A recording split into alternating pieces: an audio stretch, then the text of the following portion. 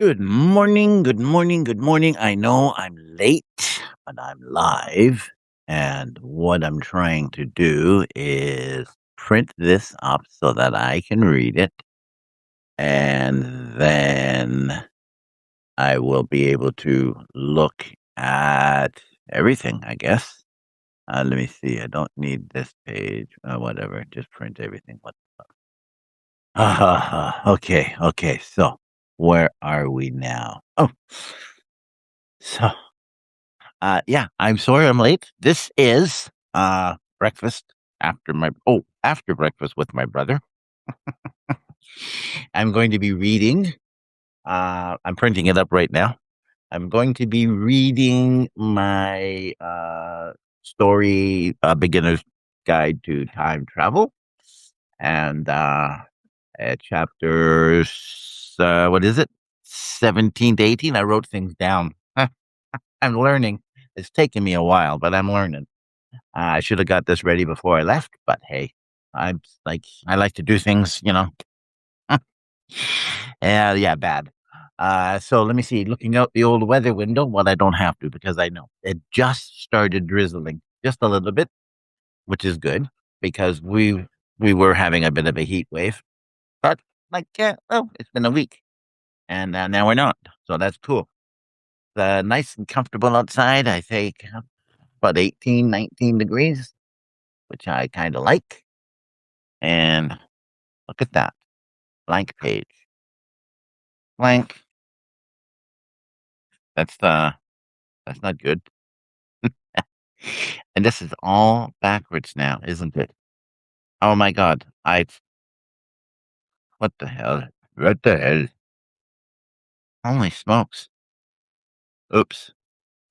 Oops. I put, uh, I put I put my papers on top of look at how it all came out. Every page. Every page. Like, what the hell? I wasn't paying any attention whatsoever, was I? Let me see. Um, I don't know how this is gonna work. Let me see if I go over here and wow, that's just bad. I could read it here. If I read it here, you can still see me, I take it. Let me see. Are we still on? Yes, we are. Okay, just gonna read it from my computer off of this thing here because this is ridiculous. Like, look at that. Like, what the hell? That would just get me totally confused. Now I got to go back to the beginning of where this one was. Chapter 17. There we go. And I can't see who is with me and who is not. I can't see anything.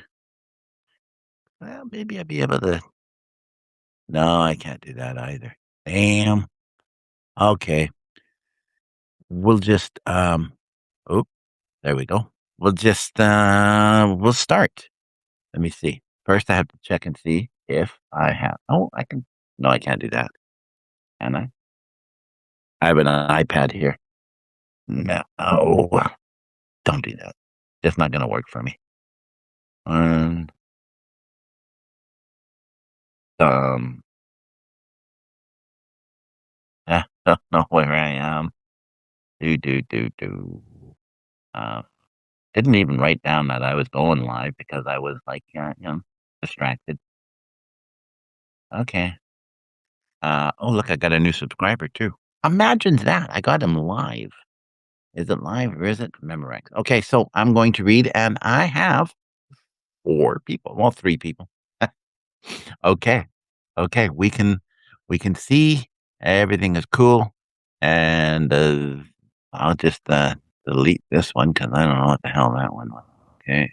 That didn't work. It's Gandhi. Delete. And here we are. Chapter 17, To a Beginner's Guide to Time Travel. We set off with the sun coming up over the horizon, lengthening our shadows behind us. There was a light breeze, and I could almost taste the stench of the slaver army ahead of us. It was the stench of rot and corruption left behind as the horde moved forward at a steady crawl. As we came across the trail, it became obvious that a great many of the wounded and dying had simply been left behind, either forgotten or abandoned. Some had been killed outright, though not with any degree of mercy that I could see because there were defensive wounds.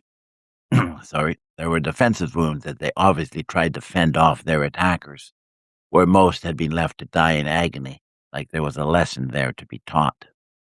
There was a haze of dust that smeared the horizon, and I took the farseer out of the Tusker bundle, climbing up to the highest point of the broken and twisted metal mountain.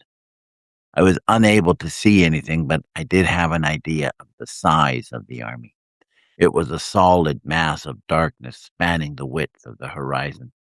It was a moment before I realized the entire mass was following the old trail, and it was moving south. I scanned the fields around us. The grass was thigh-high, flowing like a river of green as the wind brushed up against it. I thought we might save more time if we crossed the great green sea, so I climbed down. They're still heading south. Does that land chart tell you what we'll come across if we head south? It's a road map, she said. It's in the bundle. I opened the bundle again, and she rumbled through it until she found it. Do you have any idea where we are? She asked. I shook my head. Rodo, I said. Rodo? What the hell is that? That's where we came from. The wasteland was once called Rodo. That's what Zard told me. You don't happen to know where that came from, do you? She asked me, flipping through the pages. Where what came from? The name. Where did he hear it from? Who told him? I don't know. His father, I think, or maybe one of the Algors. Who's that? An Algor? He's the leader of the tribe you belong to. Jaylene's father is an Algor. Tribes. So he's the chief, she said, sounding excited. He's the Algor, yes, I said. Okay, she said softly, and I thought maybe she might have an idea. You say you come from the wastelands. That's what you call Rodo? This map, this map book is from before the cataclysm. A lot of what's on these pages isn't even here anymore. I'm guessing Rodo was never a place, but something that came after. After what? After the cataclysm. I mean, it was something before, but the name isn't that now. Look, she flipped through the pages randomly. This is Los Angeles, only it's not there anymore.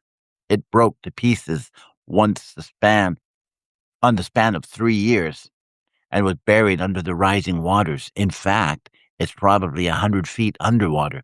So we don't even need this page anymore, do we? She said, tearing it out. Or the next one. And up here, the entire west coast is gone. Washington, Oregon, into Canada and up to Alaska, gone. She started tearing the pages out one at a time, becoming frustrated because the pages weren't tearing properly. People were moving east, trying to get away from the ash fall, but the tidal waves from the cold. So they moved south.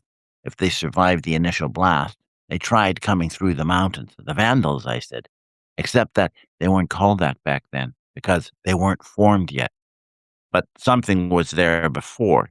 She nodded. The Rockies, but they split in half, or else the land moved so much they formed new mountains, pushing the old ones out of the way. Those ones, I said, pointing at the horizon. Exactly. But they're not going to be on the map, are they? They weren't here when the book was put out. And what is this place? If these are the Vandals, the Rockies, what is this land to the right? That's east. That's Colorado. She stopped and looked at me, a big smile creasing her face. We're in Colorado.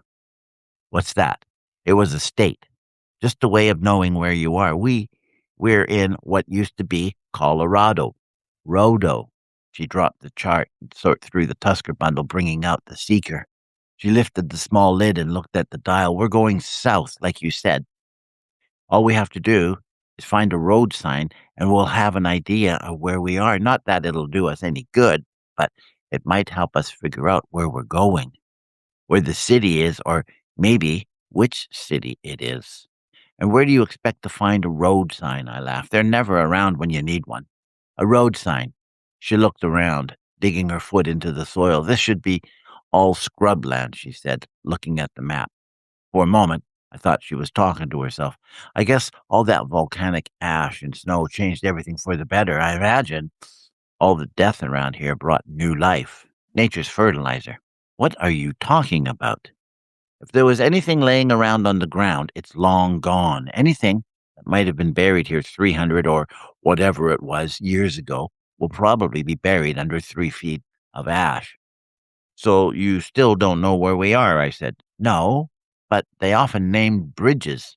We come across a bridge, we just look for its name and look it up in the index, hoping it isn't one of the pages I ripped out. You don't have you don't have to do any of that stuff, I said. Just carry the gun. What do you mean? Because they're going that way, I said, pointing at the dust cloud. Of course, and you're right. It doesn't matter where we are, does it? The grass was thick, cutting at my arms and slicing little ribbons of blood, forcing me to put on my doe-skin shirt again. The sun rose higher, burning hot, and we were soon covered in sweat. I made her walk in front of me, downwind, and we'd move whenever the wind changed. I was searching the surrounding area constantly, an arrow notched in my bow. I was being ever vigilant. I told her to wrap the rope around her waist again in case we should become separated in the tall grass. There were places it rose up above my chest. She didn't complain and pulled the gun out of the back of her pants because the rope was pressing down on it and digging it into her back. I kept my eyes on the dust cloud rising above the horizon. I could see vultures cycling overhead, patient and methodical. I was thinking they weren't dropping down to any lower because there was a thread on the ground.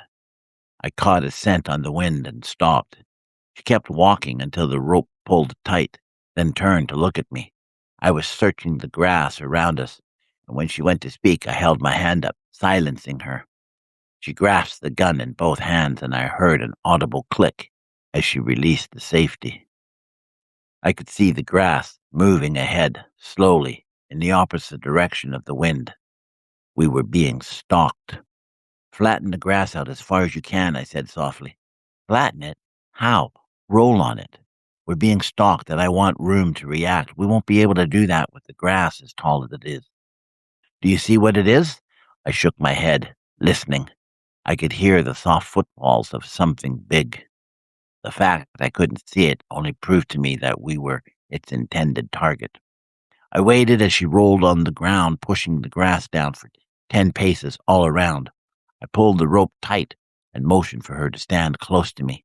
I crouched down on one knee, feeling a sharp pain as I dropped the tusker bundle on the ground and told her to get behind it. The tusker hide would protect her for a heartbeat, enough time for me to react, unless it attacked me first. But that's why I told her to press the grass down. Do you see it? She asked again, her voice just above a whisper. I shook my head again, still listening. I tried to slow my breathing down, tried slowing down the frantic pounding of my heart. There was a gentle rush of wind echoing in my ears, and I turned my head slightly. It came out of the grass in a single bound. I caught it with an arrow and had a second one notched as the beast knocked me to the side, its huge bulk brushing against me. Its large raking talons would have split me open had I not caught it with the arrow when I did. It rolled briefly when it landed, the arrow in its shoulder snapping off, the blood oozing out slowly. I pulled the bow back and shot it again. The arrow lodged in the beast's shoulder as it leaped once again. And then there was an explosion that echoed around me, a booming roar that muted everything, and I realized I couldn't hear anything. I thought I'd probably never hear properly again. I watched as the face of the beast exploded, the back of its head spraying out and a mist behind it as it fell to the ground, dead on top of me. In a moment, she was trying to roll the beast off of me, and I managed to pull myself out from under it, one talon scratching my arm as I stood up, looking down at it. What is it? She asked. A ligera, I said. A ligera. I've heard about them, but they're all but extinct in my day and age. A tawny striped hide made its perfect made it the perfect hunter. In the tall grass, I realized it was 4 paces long in length, weighed more than twice my weight, if not more. And it had a long, shaggy mane that was streaked with blood, and I lifted its curled lip, taking measure of its huge teeth. The largest tooth was as long as my longest finger. Do you think they heard it? I asked, looking at the gun and then at the dust cloud on the horizon. They won't have heard it, she said. Gunshots are loud, but they won't hear it. Not that far away, she added, looking at the distant dust cloud. How far does sound travel? I asked. And what about the drones? Drones? Did you not, did you know they have drones? They have drones? That's what Zard called them. The first drone arrived with a low buzzing. Coming up from the south, I drew my sword and cut a swath of grass, grabbing Jen and rolling with her under the long, loose grass, hoping I wasn't too late. My only other hope was that it didn't see us from up high. I was worried the Tusker bundle might attract its attention, but the thing flew over without pausing. Maybe it did a scan and saw that it wasn't a threat. It was inanimate after all, and maybe registered as nothing to worry about. Or maybe it simply didn't register at all. I don't know. All I could think of was how we expected to move without being seen. Don't move a muscle, I whispered. I could hear it directly above us. Obviously, the flattened grass had drawn its attention, and it meant to conduct an investigation. I wished I could remember everything Zard told me about the machines, but it was such a long time ago. I could hear it moving off, following the trail we'd made. It wouldn't be long before it came back. We have to get out of here, I said, and started crawling toward the long grass. Where are we going? I don't know, but it's obvious we can't stay here, I said. Is it just the one? I think so. There are probably others around. The tendency is to send out more than they have to. But if the slavers are on the go, they might have sent them out looking for stragglers. That's the only reason I can think of for sending them out this far. It's the best we can hope for. The best we can hope for. That someone escaped? How's that even possible? Aren't they all locked up? Not all of them. The men are chained together and force marched out. The women and children are more valuable, so they get locked up in carts. We could attack it when it comes back. And they'd never notice that one didn't come back? Is that it? We take that one out and we'll have a dozen on us. Those things will kill you.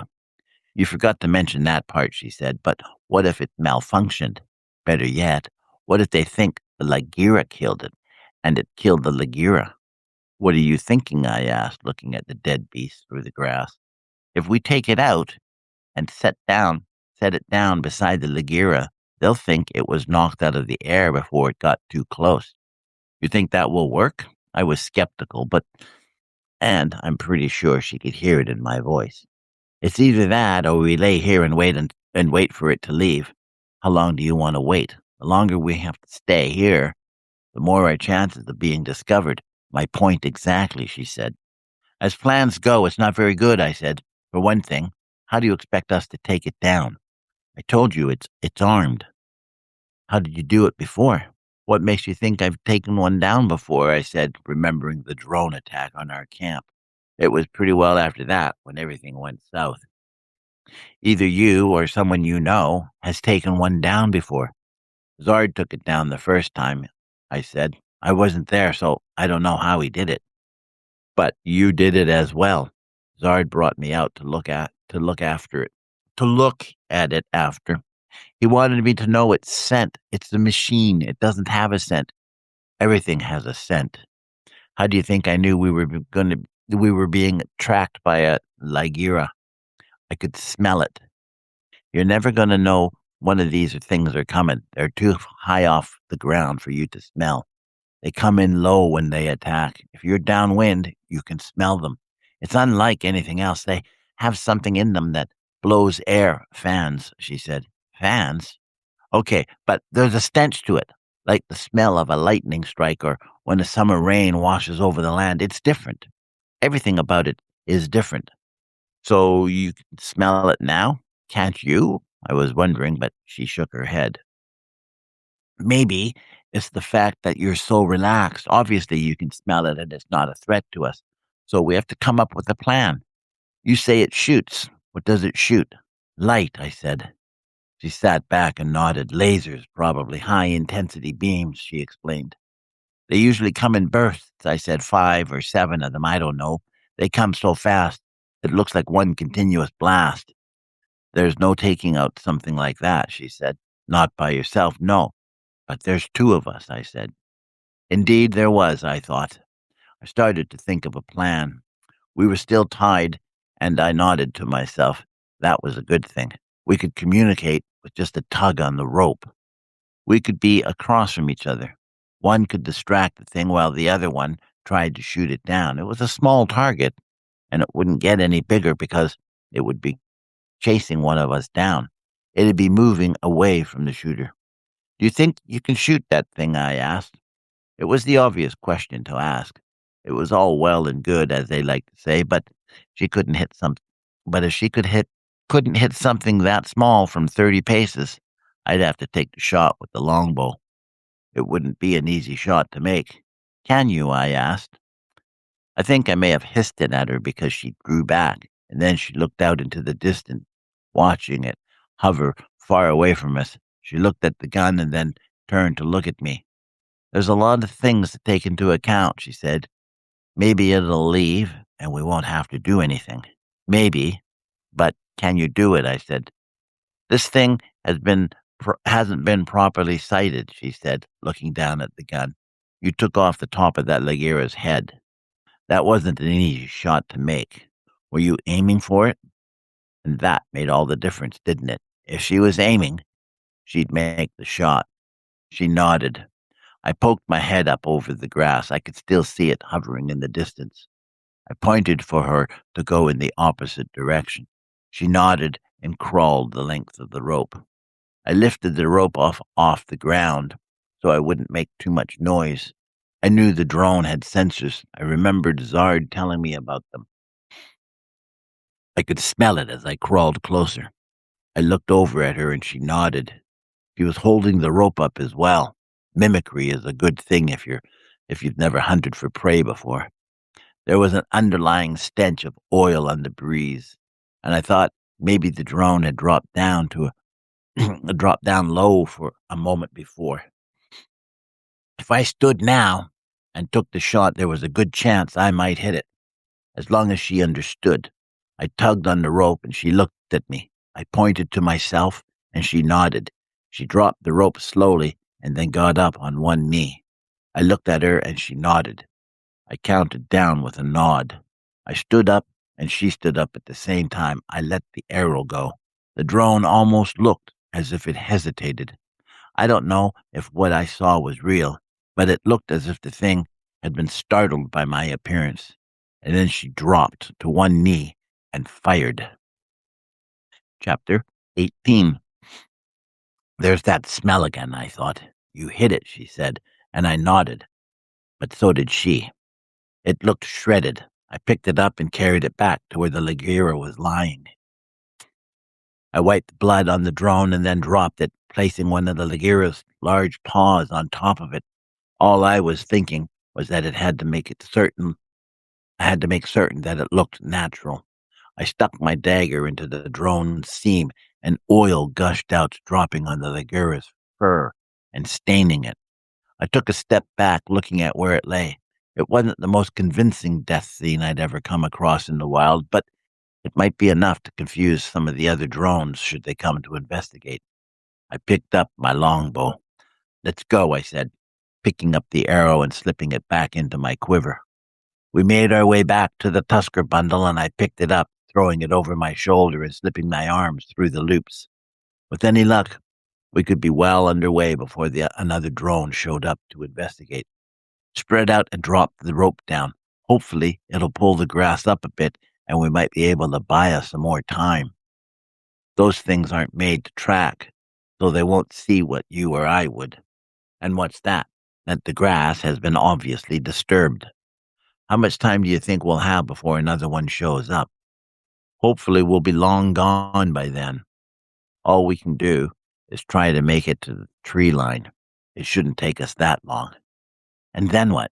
Find cover and hide for the night. We walked through the tall grass, dragging the rope behind us and almost lifting the long, thin blades back into place. It looked obvious to me that someone had passed through, but the drones weren't made to reason things out like huntsmen would. So I didn't think too much about it. All we could do was hope for the best. The trees loomed large in the distance, swaying in a gentle breeze. I wondered how long they'd been growing.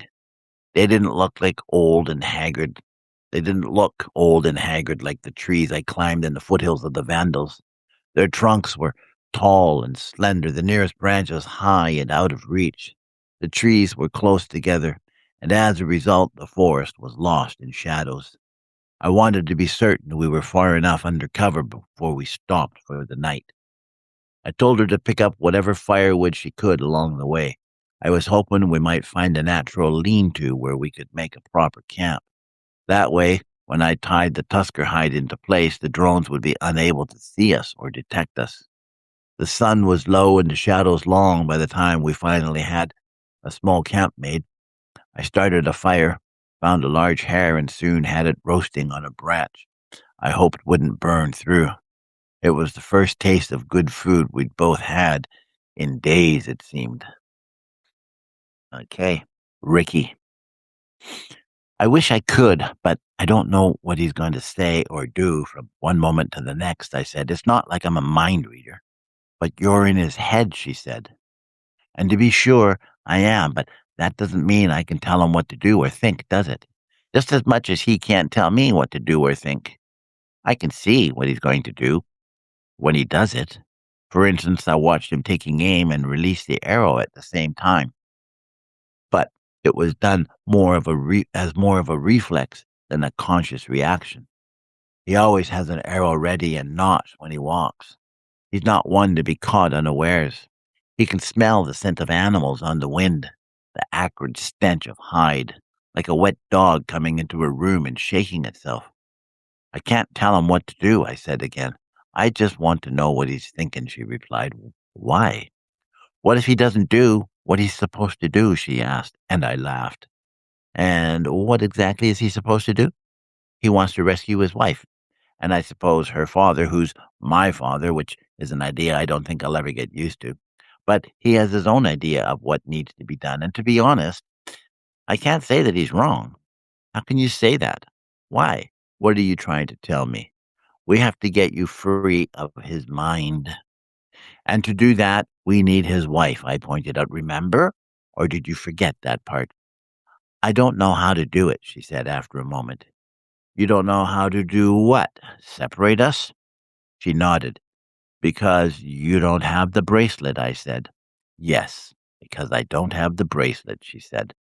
I don't know if she was trying to be ironic or if it was even supposed to come out that way, but it did. What about Jimmy? I asked. I don't know where he is, and I have no idea how I'm supposed to contact him, or if I even can. And so you want me to figure it out? No, I don't want you to figure it out, she said. She sounded angry, or maybe it was frustration. I don't know. But she didn't sound happy. I guess everything was wearing her down. She wasn't sleeping very much because she was talking to me every night, but she insisted sometimes. I didn't wake her up this time. I did when I thought I should tell her about the gun, but that was different. If he accidentally shot himself in the head, I felt pretty sure it'd kill me as well. I wasn't sure, but I didn't want to find out either. Him accidentally killing himself would certainly throw a monkey wrench into the plan. Not that we had one. Look, I said, and she turned to me, a silent tear running down her cheek. I put my hand up and wiped it away with a finger. Don't do that, okay? You're going to have to trust that he knows what he's doing. Do you? I don't have a choice, I laughed. I'm just along for the ride. Along for the ride, she scoffed. What were we supposed to do when those guys showed up? I was angry. Maybe we should have let those guys, like they did Bobby. Maybe we should have let those guys kill us, like they did Bobby and the boys, I said. She was a cop, remember? She's trained for that sort of thing. I didn't want to remember what happened because it still hurt to think about Bobby and the boys. It hurt even more when I realized that I hadn't had the time to properly grieve for them. Things being what they were and happening so fast, I could barely remember one day from the next. I could still see the boys in my mind's eye, laying on their gurneys, their faces drawn and paled. It looked like all the life had been sucked out of them. I told myself not to think about it, and then got mad at myself for pushing it to the back burner again. When was I supposed to grieve for them, if not now? Okay, look, I said again, not knowing what I was supposed to say. I don't know what's going on any more than you do. You need Wit more than he needs you. I'm sure you've already figured that out, and it didn't need me telling you, but there it is. What's your point? My point. I don't have a point except to say that I can't help you. I don't know what he's thinking. I'm not tapped into his conscience, not that way. But you better hope he doesn't give up on you, because he'll leave you behind. I have no doubt about that. What about the drones? The drones. Am I supposed to know about drones that have appeared in this present, which is 200 years into the future of my last present, which I suppose would be 1986-ish? I shrugged. What, what do you want to know? She was silent until she wasn't. I want to know what to do. You have to trust him, I said. This is what he does. He's a huntsman. He lives in a wilderness known for predators. He hunts for food. He's a man of his time. Back into it. I woke up early and reached into the embers, looking at the charred bones on the rocks. In a bit, I bit into whatever the bone had length and promise, discarding the little ones. Whatever meat was on the bone was a dry strip, and I peeled it like ribbon. But the marrow was relatively fresh. I cracked the bone and looked at Jen sleeping, the jacket open as she slept. I wiped my hands on my shirt and reached over to pull the jacket tight when she opened her eyes. She slapped my hands as she scrambled to sit up. I smiled. What's the matter with you? With me? I was just going to pull the jacket close. For modesty, I added. And am I supposed to believe that? Why would I lie? I'm a woman. And that means what to me? I said, trying to understand her. Obviously, nothing to you, she said. Exactly. I have a woman in my life. That's why I'm here, I said. Or did you forget? You're here for your own reasons. Don't try to get me mixed up in your time-traveling scheme so you can say later that you were following some fucked up idea of which timeline is which. I don't care. Maybe you are time travelers. I mean, how else can I explain that guy you say is my brother? I don't know how I can explain it so that you'll believe me. We'll think about it after we break camp, I said. I was watching the sun. The moment it crested the hill, I centered it on a branch above me, and looking down at my feet, put a rock on the spot. Close enough, as Zard would say. What's that for? We have however long it takes for the shadow to hit the rock. We're going to the dark side, I laughed. Then what? I'm sorry, I said. You said the dark side. What do you know about the dark side? It's just something Zard used to say, but then he used to say a lot of things, I laughed. Anyway, we have that much time, I said, pointing at the rock. To do what? We don't have anything. The tent's gone. Half of what you had is gone. All we have are our weapons and whatever else you found. The rope's still good. You've managed to keep it relatively long. I like that you've got everything all tied up into a tight bundle, but I hope you don't expect me to do that. My knots wouldn't hold. Then let's go, I said. I tied the rope around her waist, a short length, and made certain the rope was tight around my waist as well. We headed into the forest, and I looped the excess rope in my hand as she followed behind. The trail was an old game trail that wasn't being used much anymore. I didn't like the idea of that. A game trail is seldom abandoned. My guess is that whatever water there was around us dried up long ago. We were about to go under a natural cavity of trees. Maple, elm, beech, birch, their branches swaying and twisting inside of each other with a palette of colors. They did the same things up on the Vandals, but we followed the path until it naturally widened out. Only it didn't seem natural to me. There was a pasture, and I stopped, putting the pack down and looking for the far seer. The pasture swept downward and to the left. I could see the slaver army ahead, a long line of uncertainty, marching toward an invisible horizon. The fields were a torn blemish, churned up by the endless wheels and feet following the same path. I was even able to make out some of the automobiles and heavily armored vehicles. They were far more advanced than I imagined. I thought the drones were the peak of their technical prowess. It seems they're just the tip. We could follow the tree line down the hill, I told her, where we'd have a steady supply of cover in case the drones came back, and there was the possibility of game. She asked me what I was planning to do once we caught up to the slavers, and I said I didn't know yet. We still didn't know where they were going. I scanned the horizon again. It was dark, almost foreboding, and I tried focusing on it. I thought for a moment that it was moving, and I dropped the farseer down to look at it with my own eyes, following the width of the plane. There looked to be a cloud rising up from the horizon, obscuring the sky. No, no, no, no, no, no, no, I said, shaking my head in disbelief. It was a cloud of dust, and it was coming across the trail. That's a sandstorm, I said. If that hits us, we're going to be in a lot of trouble. We definitely can't stay here in the trees, not if the wind rips through here. It's going to cause a lot of damage, I said, throwing the Farseekers back into the Tusker bundle and picking it up after tying it closed. How far off is it? A few thunderclaps away, I said, shouldering the bundle. What does that mean? I looked at her, looked at the horizon, and then the slaver army.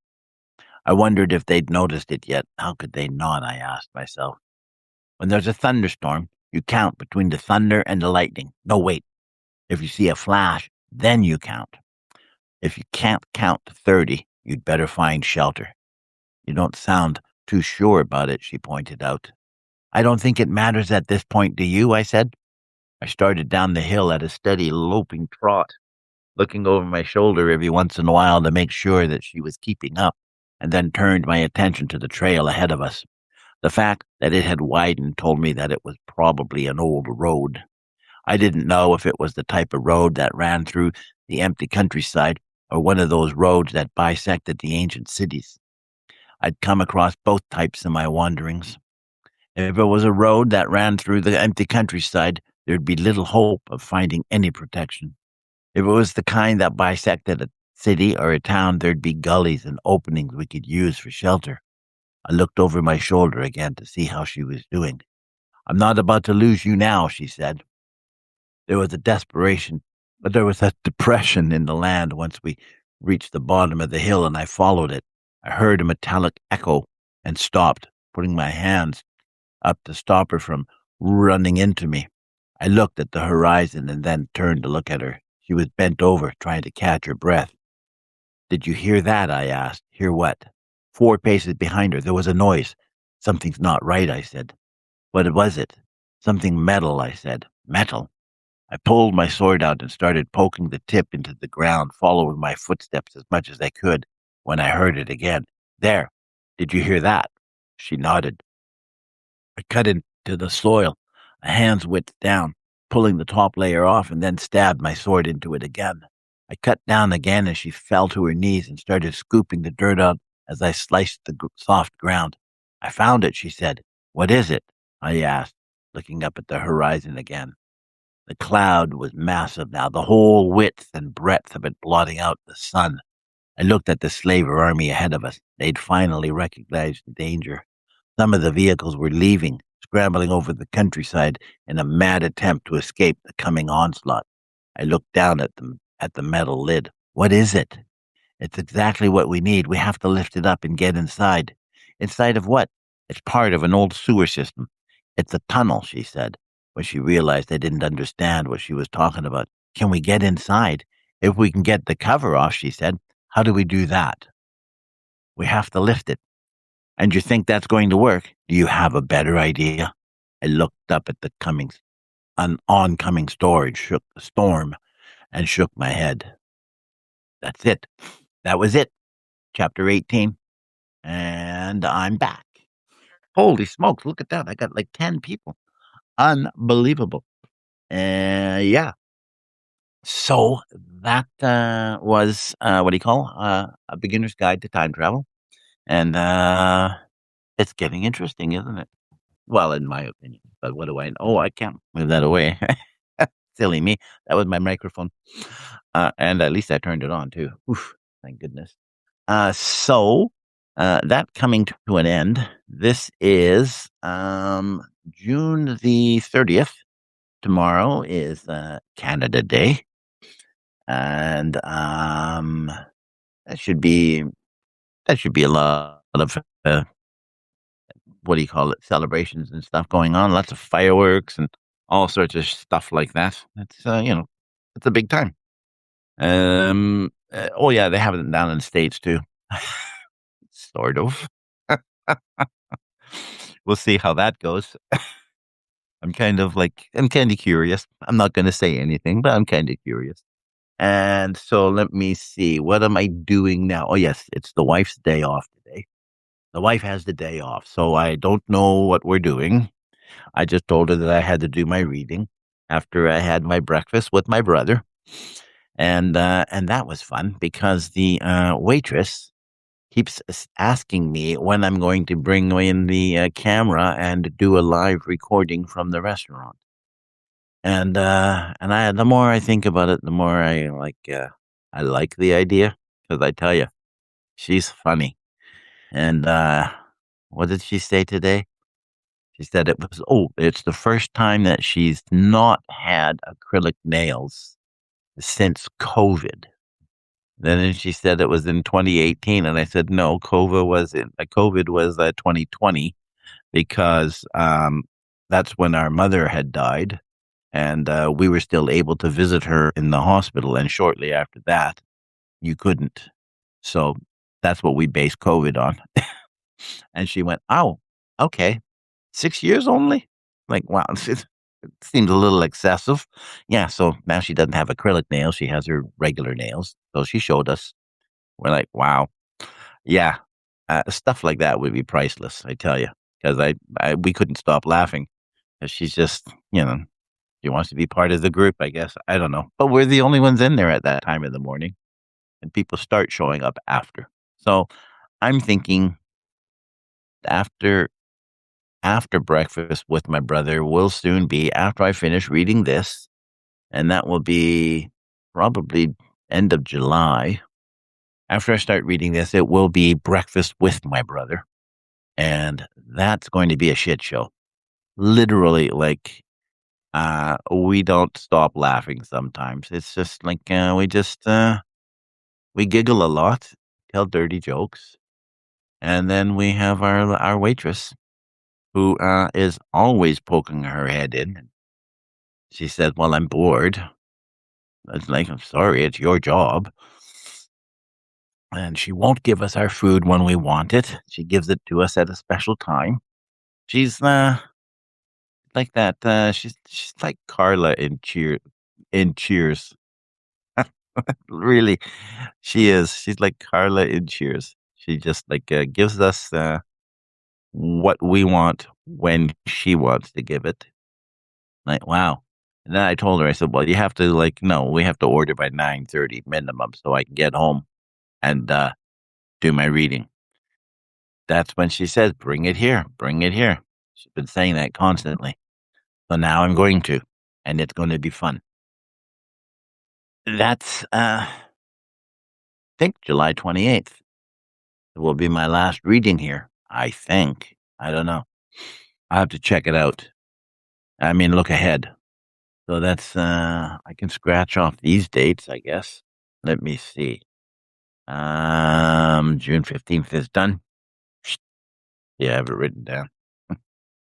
June 22nd is done and June 29th is done. So 1, 2, 3, 4 more readings.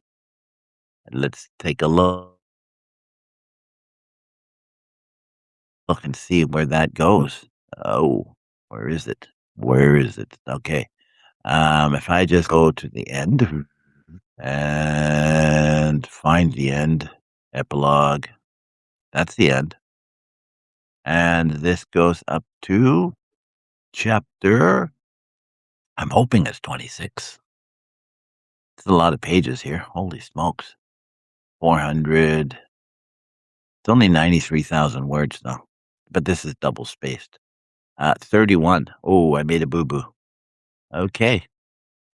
31 chapters and an epilogue. I can handle that. So that's just a couple of weeks longer than a couple of weeks longer. Let me see, 26. So that'd be 27, 21, 2, 3. Okay. July 28th, August, and then August, middle of August. That's okay because I told her it would be October. So middle of August, then we'll do live readings. They won't be readings. Sorry. It'll just be chit chat, me and my brother talking about what we were watching on TV, the movies, and me trying to tell him that maybe he should read a book because he doesn't read. Books are doorstops as far as he's concerned. Like, okay, dude, if you say so. So that should be fun. And then, oh yes, I have an ebook. I have an ebook out. It's a trilogy. Trilogy 1, The Bridges of Rome, and Trilogy Volume 2 will be coming out in December. That is Tales of the Vienna Woods. And then Trilogy Volume 3 will come out in June. That's probably going to be the African Songbook. Now, the whole idea of it all is that I sell these novellas, well, the book trilogy, is to make a print copy. They're selling for it is selling for $7.99. That's $2.60 or something like that per novella. I just bundled them up, and it's like I'm hoping that some people buy into it because the money that I earn from that and the money that I earn from my Substack, which is minimal because I need paid subscribers and I don't have that. The money that I get from that, I want to put towards printing up books. And for the first 150 paid subscribers, you send me a postcard. I send you a book. It's got to be a self-addressed, stamped postcard, obviously. So that way I have your address. I put it in one of those scrapbooks, tape it in there. And then I have everybody's address. 150 people get free books for as long as you're signed up. As soon as you unsubscribe, you don't get your you don't get the book. But as long as you are subscribed, you will get 2 books a year every year, hopefully. But all you have to do is subscribe, and it's only $30 for the year, which is like, not. Oh wait, I'm raising it to the original price of $50, which is what I think Substack recommends. I never went that. I went to $30, and not only that, it's Canadian. It's like, so it's trays cheap. That means very. In case you didn't know what trays meant. TREZ. No, TRES. Oh, with a little accent thingy. Tray. Yeah, so $30 for the year. Like, my God, I pissed up more against the wall on a Friday night when I was 25. Well, who didn't? Yeah, so there is that. And then, what do we see? Oh, yes, I will be starting to write the apocryphy. I'm going to post it, rewrite it, and post it. And this is how it's going to work because it's confusing, but only for a bit.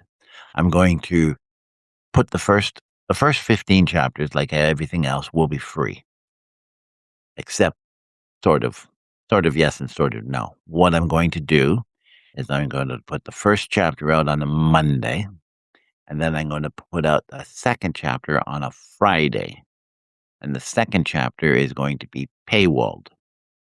And then on the following Monday, I will put up the paywalled on the Monday. So right away, it's going to be a week behind. So then on Friday, chapter 3 goes up, and then on Monday, chapter 3 will go up. And every once in a while, I will, on a Monday, I will write something different about the story, where the idea came from, and things like that, background information that may be of interest for free.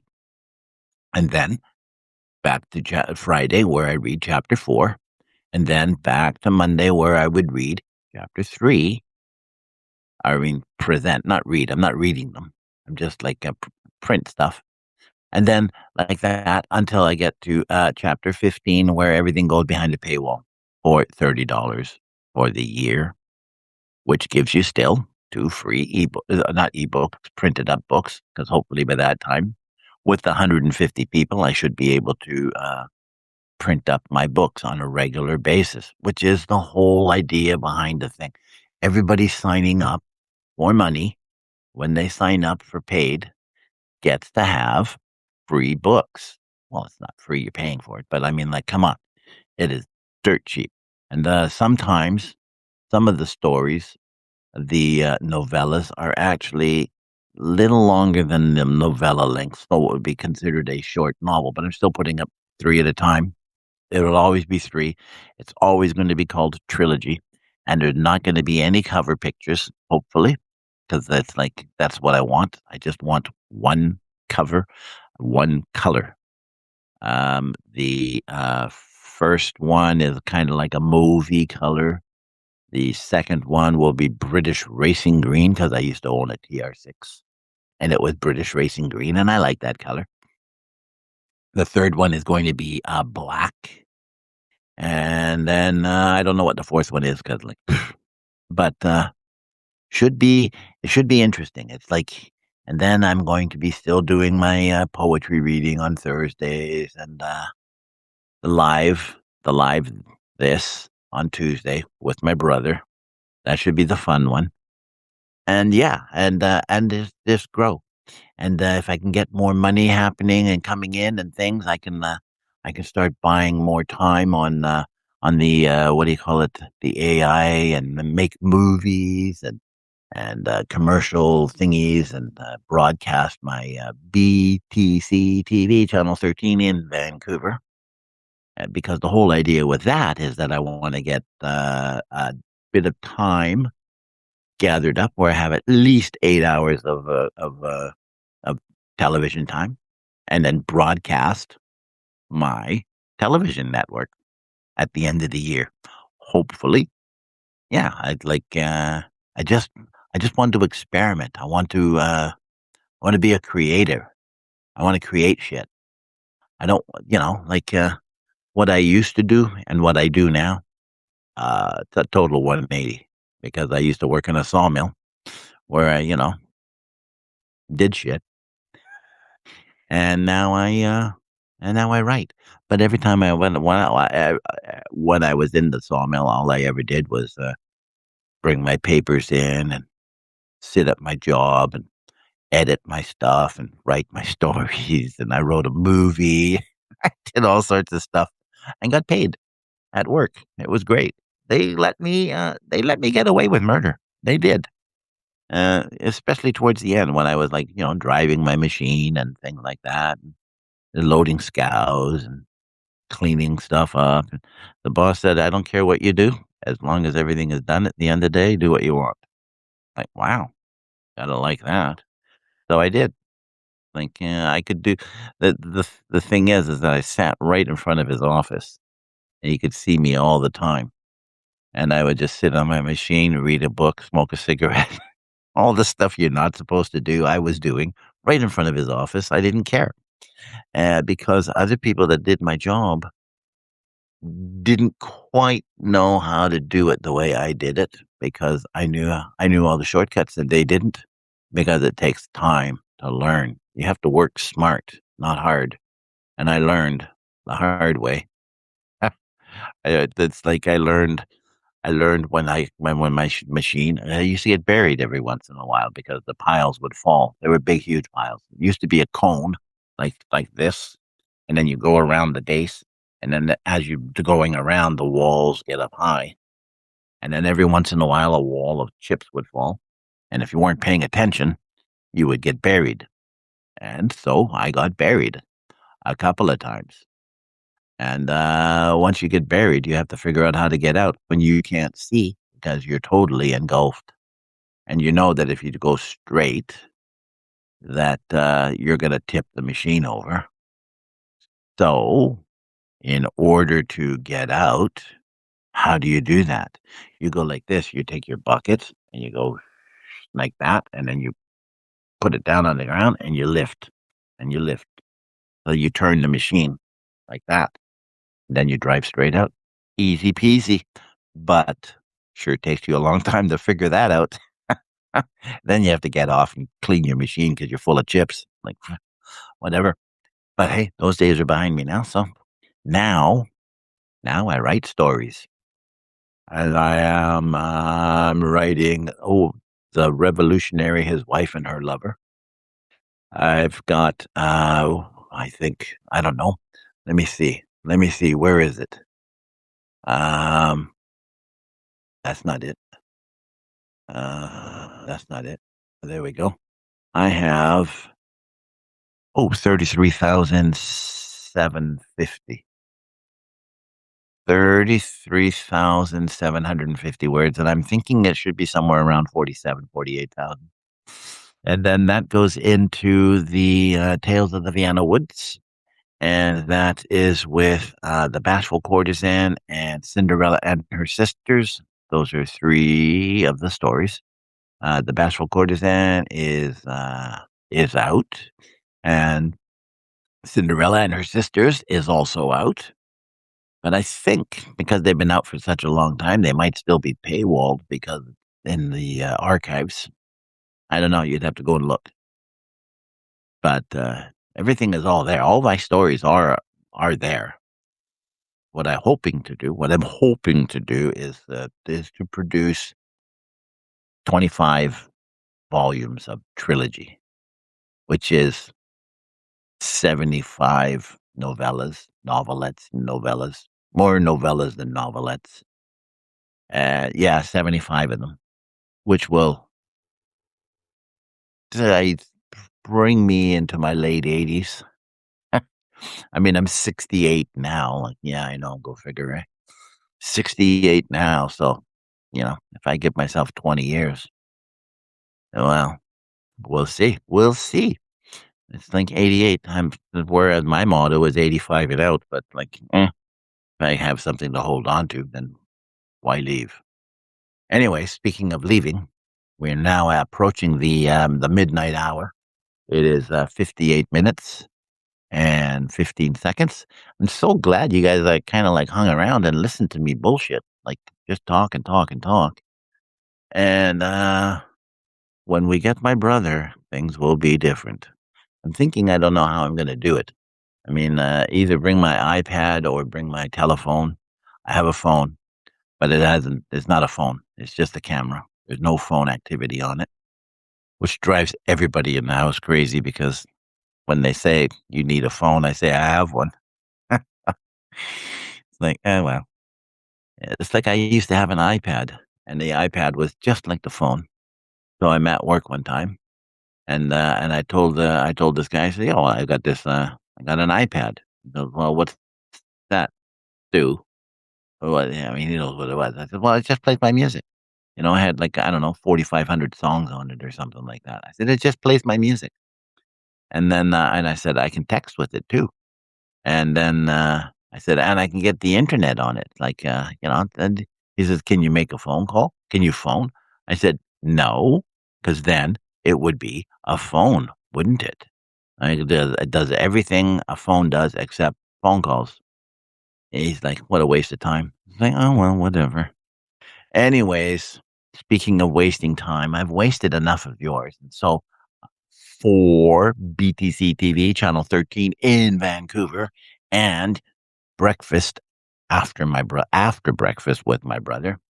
I'm your host, Ben Woestenburg, and I am signing off and saying arrivederci, ciao for now, and I will see you next week at the same bat time and the same bat channel. Ciao for now. Hit end.